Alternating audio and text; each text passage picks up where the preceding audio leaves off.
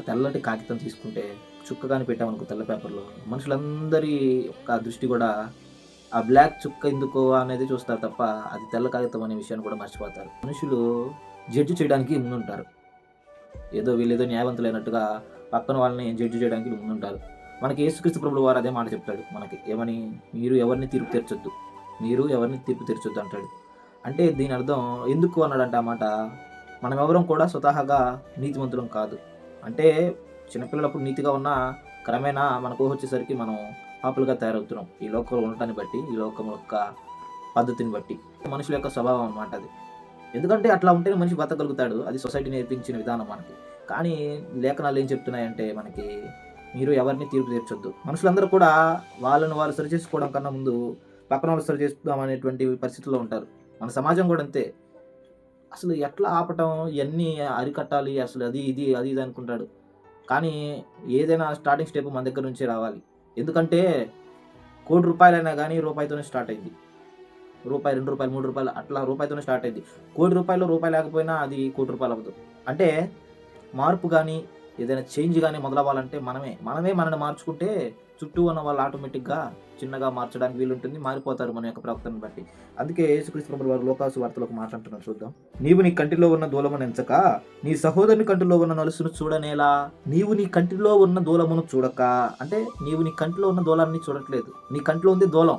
కానీ ఎదుటివాడి కంట్లో ఉన్న నలుసును చూడడానికి నువ్వు రెడీ అవుతున్నావు. ఏదో ఒకసారి నీ కంట్లో నలుసు పడిందంటున్నావు చూద్దాం అని రెడీ అవుతున్నావు. వాస్తవానికి దూలం ఉంది నీ కంట్లో. నువ్వు తొలగించుకుంటే కదా వాడికి స్పష్టంగా కనిపించేది. అసలు నీది తొలగించుకున్నప్పుడు వాడికి స్పష్టంగా ఎలా కనిపించింది? వాడికి ఎలా తీస్తావు నువ్వు ఆ నలుసు? అంటే మనం పక్కనోడికి తీర్పు తీర్చడానికి ఈ లోకంలో ఎవరు సరిపోరు. దేవుడే తీర్పు తీర్చడానికి అధికారి. ఎందుకంటే మీరెవరు తీర్పు తీర్చకండి. ఎవరు తీర్పు తీర్చొద్దు. ఎందుకంటే తీర్పు తీర్చువాడు ఒకడు కలడు అంటాడు యేసుక్రీస్తు ప్రభువు వారు. అది నేను చెప్పిన వాక్యం అంటాడు. ఇంకొక చాట ఏమంటాడంటే, మీరు తీర్చొద్దు. మనుషులైన మీరు తీర్చొద్దు. ఎందుకంటే మీకు అన్నీ తెలీదు. రహస్యముందున్న పాపాలను కూడా తెలిసిన దేవుడు మీకు తీర్పు తీరుస్తాడు.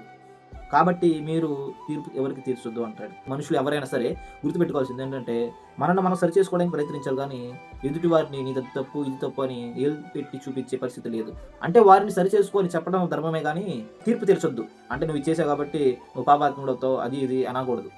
వాళ్ళు ఒకవేళ రాంగ్ చేస్తూ ఉంటే చెప్పు, తప్పులేదు కానీ ఈ మాటే వర్తిచ్చిద్ది. వాస్తవానికి అది చేసేది నువ్వే. ఇంకొకటేంటంటే, ఎదుటి వారికి చెప్పాలంటే ఫస్ట్ నువ్వు దాన్ని పాటించాలి. అది గుర్తుపెట్టుకో. ఇప్పుడు నేనొచ్చి బూతులు మాట్లాడకూడదు అని చెప్పేసి నేనెళ్ళి బూతులు మాట్లాడాననుకో, అది అసలు ఆ మాట నాకు కుదరదు. అది తగదు పని. అంటే దాని అర్థం ఏంటి? ఏదైనా ఇతరులకు చెప్పాలంటే నేను దాన్ని ఫస్ట్ ఆఫ్ ఆల్ నేను దాన్ని పాటించాలి. యేసుక్రీస్తు ప్రభువు వారు కూడా అంతే. ఇట్లా బ్రతకండి అని చెప్పడానికి ఆయనేమి వచ్చేసి నేను దేవుని కుమారుడిని కాబట్టి మీరందరూ నాలాగా బ్రతికి చనిపోయి నిత్య జీవితం వస్తారని ఊరక కట్టెకొట్టి తెచ్చేలాగా చెప్పలేదు యేసుక్రీస్తు ప్రభువు వారు. ఆయన కూడా నీలాగా నాలాగా దేహాన్ని ధరించుకొని ఈ దేహంలో ఎన్ని శ్రమలైతే మనుషులుగా మనం పడతామో అంతకన్నా ఎక్కువ శ్రమలు పడ్డాడు ఆయన. అంతకన్నా ఎక్కువ శ్రమలు యేసుక్రీస్తు ప్రభువు వారు పడి ఆయన చెప్పాడు, నాలాంటి మనస్సును మీరు ఆయుధంగా ధరించుకోండి అని. క్రీస్తు యేసుకు కలిగిన ఈ మనస్సును మీరు ఆయుధంగా ధరించుకోండి అని పేతురు గారు రాస్తాడు, పౌలు గారు రాస్తాడు. అంటే యేసుక్రీస్తు ప్రభువు వారు మనకి ఊరికి చెప్పాలి, ఆయన మాదిరి ఉంచిపోయాడు. కాబట్టి ఎవరైనా ఎదుటి వారికి చెప్పాలంటే ఫస్ట్ వాళ్ళు పాటించిన తర్వాతే చెప్పాలన్నట్లు మనకు అర్థమవుతుంది. అదే కదా, నీ కంట్లో ఉన్న దూలాన్ని తీసుకుంటే ఎదుటివాడి కంట్లో ఉన్న నలుసు నీకు స్పష్టంగా కనిపించింది. కాబట్టి ఎవరికి తీర్పు తీర్చొద్దు. ఫస్ట్ నిన్ను నువ్వే సెల్ఫ్ జడ్జిమెంట్ చేసుకో.